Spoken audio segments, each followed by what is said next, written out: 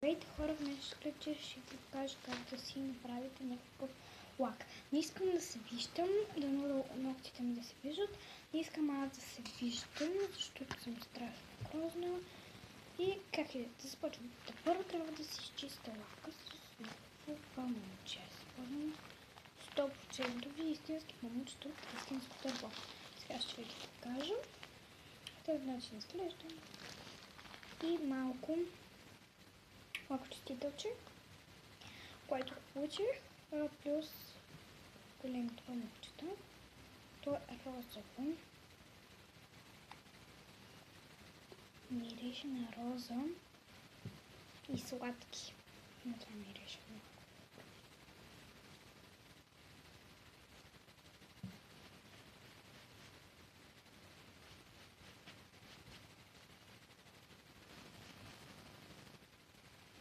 Така. Всъщност аз сега се усетих, че може да направя да решата върху самите ногти.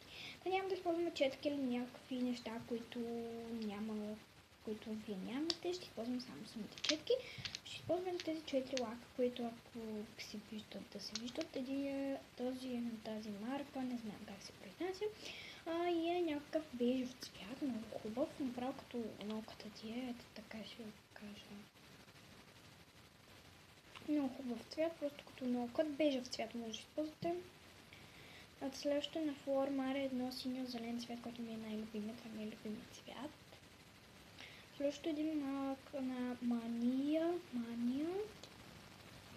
102 бял, такъв с малки прокатни частици бял лак, много хубав.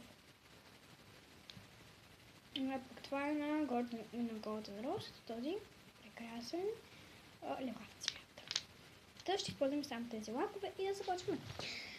За целта ще сложим някаква основа на ногтите си. Аз ще покажа на дясната си ръка, ще изключа клипчето, ще покажа на другата и ще си го направя на своята. Или не знам, колкото там ми стигне времето.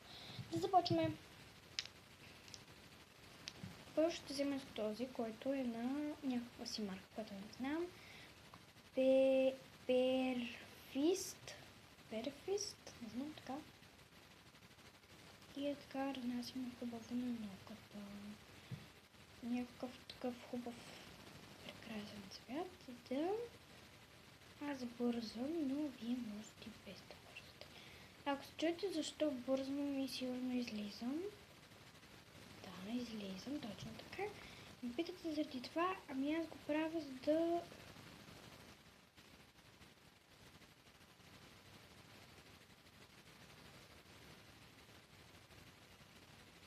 Аз го правя, защото след малко трябва да ходим на едно местенце, пък не искам да ходя с моя жулен ног, с моето жулен нокът и ето така в този начин изглежда. Ще го повторим после пак. Да ги подредим по цветове, т.е. както ще ги използвате. Аз по този начин ги подредих. Това мисля, че пак трябва да се повтори. Мина 15 минутки, да, спрях на пауза.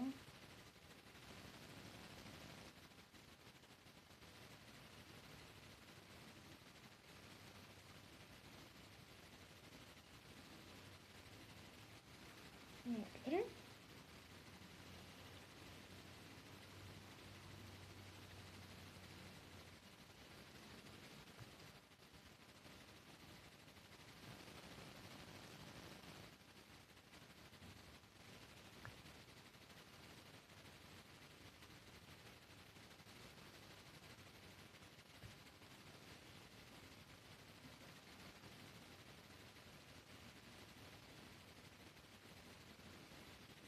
Ето. Така. Бързаме, защото наистина и аз бързам. Това в принцип трябва да изсъхне, така че бързо правете някакво движение, с които да изсъхне.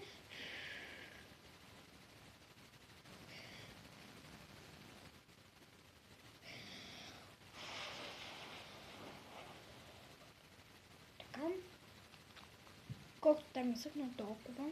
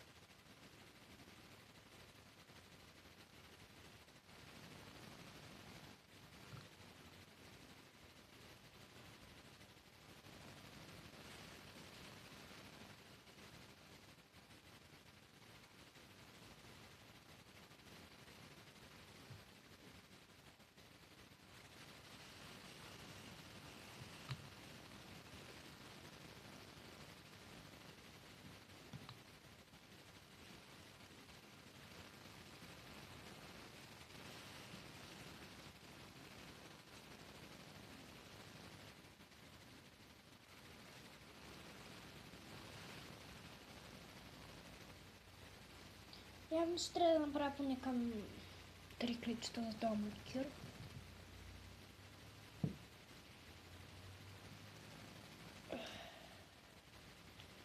Сега този пак на Лоден Рос. Сега, ако не го можете, това не знам, аз го мога и ми е перфектно така, но кажете. Може да използвате всякакви материали, както ви е по-удобно, на мен направо с четката ми е удобно. Това е да правите някакви точки, където поискате, обаче да са малко, да не са много на линия. Но като ми да има 2-3 точки, достатъчно. Аз съм сложила само по 4 може. Слагате на големи просто 4. Така, готово. И сега с последното, който е на Floor Mars, този лак много ми харесва, синьо-зеления цвят. Мали. Така, съм така, че Floor Mars беше от електро серията им. И сега в така дълбината, където има пространство, слагате и такива точки.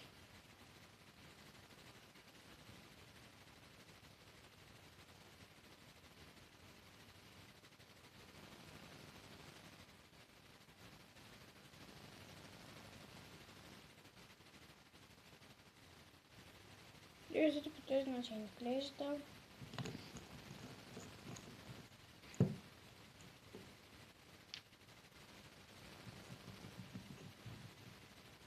Аз всъщност успях. Ето. Много ми харесва, много е готин. Сега да направим на другата ръка. Сигурно ще трябва да направя второ клипче, но както знаете, аз по принцип си правя втори клипчета. Сега е модерно в моя канал. Моя канал е модерно сега. Правя така.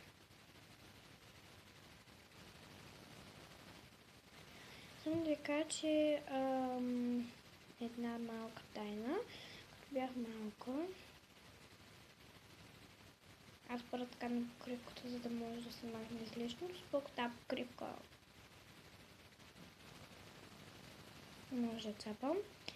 Това не ви казах, трябва ви покривка, която ми не цапате, ако не сте много добри в получването на науката. И така, добре, трябва да го направите. Много е трудно. Тая ръка. Ако сте направили сничар или левчар, направо много ще ви удобно да знаете, това е нещо, което много хора искат да бъдат, защото когато лакираш или когато пишеш, можеш да правиш две неща и да ги правиш с двете си ръце и то да ти е удобно, просто много удобно.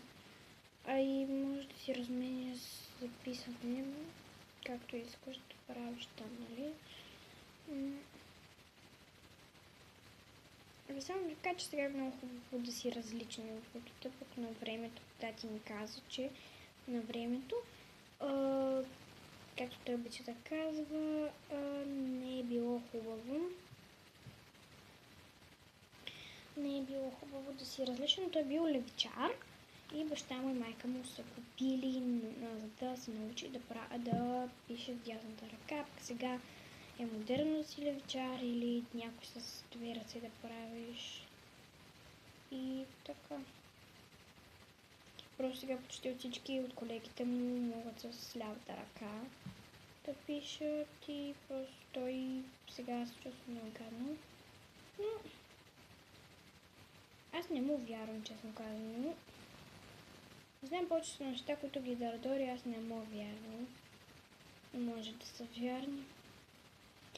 Тя го гледаш това, но си извинявам, че те споменавам,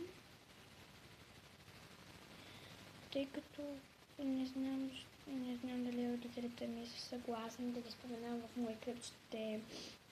Първоначално дори не знаеха, че съм влогърка. Тъй като аз съм правила клипчета и те не знаеха, че съм влогърка, просто така ги правя.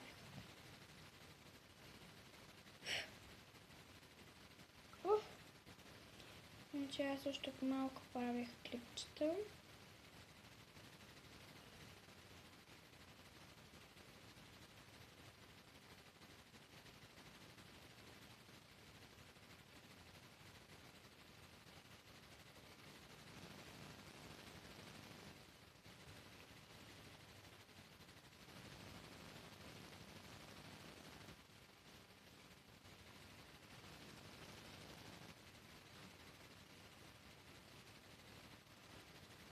И сега последния лак.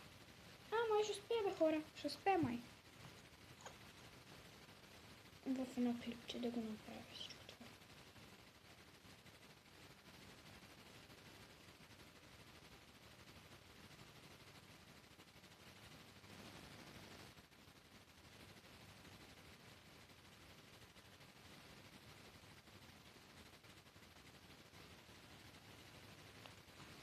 Честно казано, гати грозотията ми на тази ръка, като за ногти. Както и да е, така по този начин изглежда. Тук има някакъв лак. И хора, това беше от мен. Искам да кажа, че като едно момиче пожела да ми види портмонето какво си държа по принцип в него. Ето му портмонето. В него се държа пари.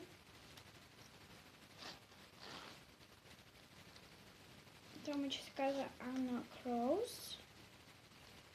Така изглежда общото. Да, ако сега се чуете защо имам толкова много пари, защото ги получих от празниците. Иначе по принцип нямам страшно много леви пари, както там се нарича. Ето, вижте, ужасна съм, просто съм много грозна.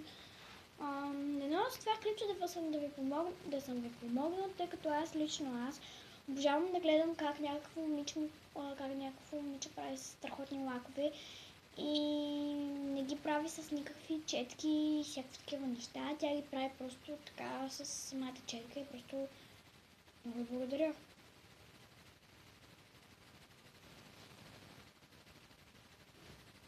Бай-бай, хора!